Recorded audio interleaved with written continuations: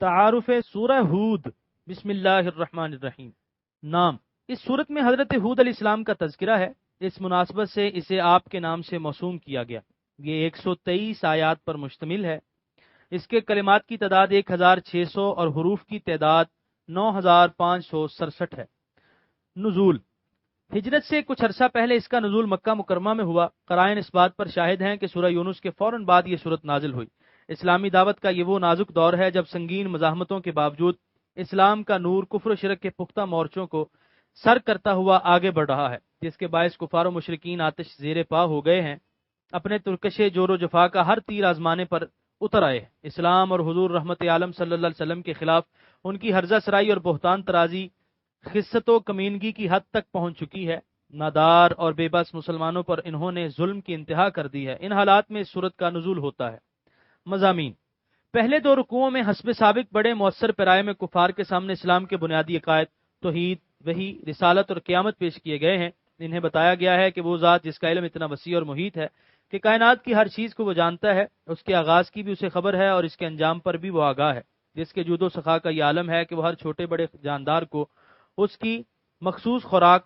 مطلوبہ مقدار میں مناسب اوقات پر فراہم کر رہا ہے، اور جس کی قدرت و حکمت کی یہ کیفیت ہے کہ بلندیوں، سماوات اور پستیوں یعنی عرض کو اور ان میں جو کچھ ہے اس نے پیدا فرمایا۔ خود غور کرو، جس کا علم اتنا محیط، جس کا دسترخوان کرم اتنا وسیع، جس کی قدرت اتنی بے پایاں اور جس کی حکمت اتنی حیران کن ہو، کیا اس کی الوہیت میں شک کی کوئی گنجائش ہے؟ اور اس کے سوا کوئی اور ایسا ہے جس میں ان کمالات کا شائبہ تک بھی پایا جاتا ہو، تاکہ خدائی اور الوہیت میں وہ اس کے شریک ہونے کا مدعی بن سکے؟ اور کیا ایسی قادر و توانا ہستی کے لیے تمہیں مارنے کے بعد زندہ کرنا کوئی مشکل کام ہے؟ ہرگز نہیں۔ پھر انہیں فرمایا کہ اگر تم اپنے دعوے میں سچے ہو کہ قرآن اللہ تعالیٰ کا کلام نہیں بلکہ کسی انسان کا بنایا ہوا ہے، تو پھر تم سب مل کر اس کی مثل کیوں پیش نہیں کر دیتے؟ زیادہ نہیں تو 10 صورتیں ہی اس جیسی بنا لاؤ۔ اگر ملک کے سخنوری کے تاجور ہونے کے باوجود تم 10 صورتیں بھی پیش کرنے سے قاصر ہو تو پھر بیجا ضد نہ کرو اور مان لو کہ یہ اللہ تعالیٰ کا کلام ہے اور اس کا لانے والا اس کا سچا رسول ہے۔ حضور رحمت عالمیہ صلی اللہ علیہ وسلم روز اول سے ہی ان لوگوں کو اسلام کے بنیادی عقائد کی دعوت بڑی دل سوزی اور خلوص سے دے رہے تھے، لیکن ان کی ہٹ دھرمی اور تعصب میں آئے دن اضافہ ہی ہوتا جا رہا تھا اور ان کا رویہ اسلام کے خلاف سخت سے سخت ہو رہا تھا۔ کوئی دلیل ان پر کارگر ثابت نہیں ہو رہی تھی، کسی معجزے سے ان کی چشم خرد کو بینائی نصیب نہیں ہو رہی تھی۔ اس لیے اس صورت میں بڑی وضاحت سے ان کے سامنے ان پہلی قوموں کے حالات بیان کیے گئے جنہوں نے اپنے انبیاء کے ساتھ ان جیسا سلوک کیا، اور پھر جس ہولناک انجام سے وہ دوچار ہوئے اس پر بھی ان کو آگاہ کیا۔ کفار عرب کو بتا دیا کہ اللہ تعالیٰ کے نبی کی دعوت کو جو حقارت سے ٹھکراتے ہیں، ان کی مخلصانہ مسائی کو جو بدبخت مذاق اڑاتے ہیں، انبیاء کے پیروکاروں کی غربت افلاس کے باعث ان کی محفل میں بیٹھنا اور ان سے ہم کلام تک ہونا، جو لوگ اپنے لیے کسر شان سمجھتے ہیں، ان کی مہلت کی گھڑیاں جب ختم ہو جاتی ہیں اور غور و فکر کرنے کے لیے جو فرصت انہیں دی جاتی ہے وہ انتہا کو پہنچ جاتی ہے، تو پھر ان پر قہر خداوندی کی بجلی کڑکتی ہے اور ان کی ساری عظمتوں اور نخوتوں کو خاک میں ملا کر رکھ دیتی ہے۔ اے کفار عرب، اگر تم اس انجام بد سے بچنا چاہتے ہو تو آج آنکھیں کھولو اور دین حق کا دامن مضبوطی سے تھام لو۔ ایک بات توجہ طلب ہے، ہر قوم، ہر معاشرہ اپنے مخصوص سیاسی، معاشی اور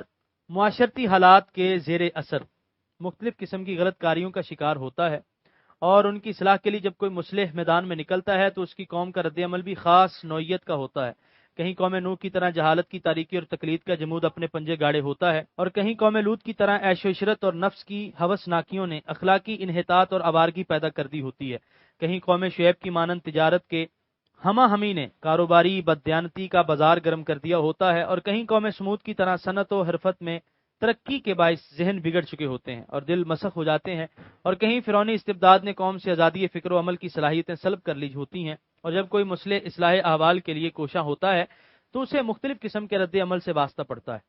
انبیاء سابقین کی بعثت کیونکہ صرف ایک مخصوص حلقے کے لیے اور ایک محدود وقت تک تھی، اس لیے ان کی تعلیمات بھی انہیں مقامی اور وقتی ضروریات کے مطابق تھیں، لیکن وہ مرشد اعظم اور ہادی اکمل صلی اللہ علیہ وسلم جو تمام اقوام کے لیے اور قیامت تک کے لیے تشریف فرما ہوا، اس نے ہر معاشرے کی اصلاح کرنا تھی اور بو قلموں حالات سے دوچار ہونا تھا۔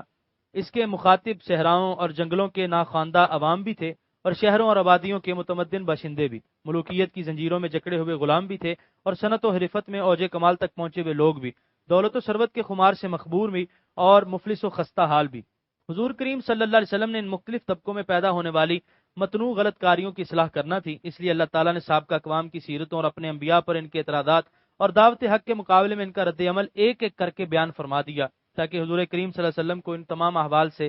آگاہ کر دیا جائے جن سے حضور صلی اللہ علیہ وسلم کو دوچار ہونا تھا، تاکہ کوئی بات خلاف توقع نہ ہو اور کوئی رد عمل باعث حیرت و استعجاب نہ بنے۔ ان تمام امور کو اس سورہ مبارکہ میں بڑے دل نشین اسلوب میں بیان کرنے کے بعد اللہ تعالیٰ اپنے محبوب مکرم صلی اللہ علیہ وسلم کو حکم دیتے ہیں کہ آپ اور آپ کے ساتھی حکم الہی کو بجا لانے کے لیے حالات کی سنگینی اور ماحول کی ناسازگاری کی پرواہ نہ کرتے ہوئے مستعد اور ثابت قدم رہیں۔ اور پھر یہ بھی فرما دیا کہ انبیاء علیہم السلام کے واقعات بیان کرنے کا مقصد صرف یہی ہے کہ نثبت بہ فؤادک، آپ کے دل کو ثبات و قرار نصیب ہو، آپ عبادت الہی میں سرگرم رہیں اور اس کی تائید و نصرت پر بھروسہ رکھیں۔ اللہ تعالیٰ کی تائید و نصرت کے سامنے دشمنان اسلام کا کوئی منصوبہ کامیاب نہیں ہوگا اور فتح و نصرت آپ کے قدم چومیں گی۔